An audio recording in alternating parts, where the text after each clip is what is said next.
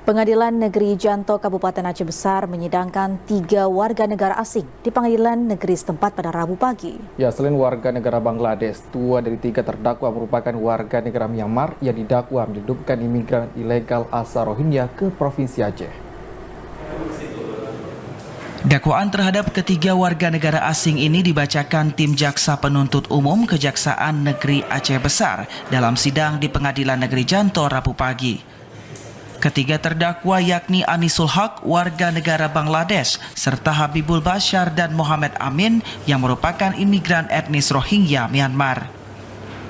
Meski tanpa penasehat hukum, ketiganya hadir di persidangan didampingi ahli-ahli bahasa atau penerjemah.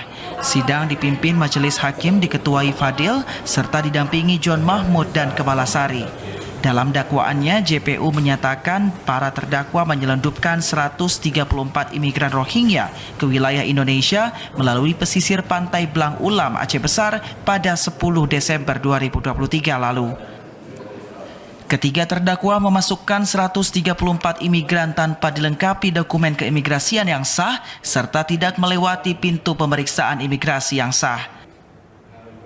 Untuk inti dakwaan sendiri kami dakwakan dengan pasal 120 Undang-Undang Keimigrasian yang menyebutkan bahwasannya perbuatan para terdakwa yaitu membawa ataupun mengangkut para warga negara Myanmar yang tanpa ada dokumen untuk masuk ke Indonesia tanpa ada izin dari pihak Indonesia.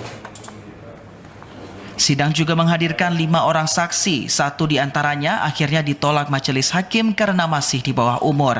Adapun keempat saksi yang akhirnya memberikan kesaksian yakni Sahidul Islam, Muhammad Syah Alam, Hazimullah, dan Nurul Islam.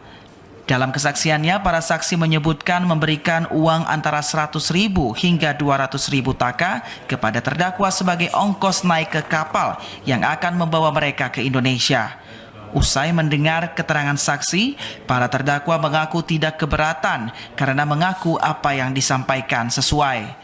Usai pemeriksaan keempat saksi, hakim akhirnya menunda sidang hingga Jumat depan dengan agenda pemeriksaan saksi. Dari Aceh Besar, Arman Konadi, TVRI Aceh melaporkan.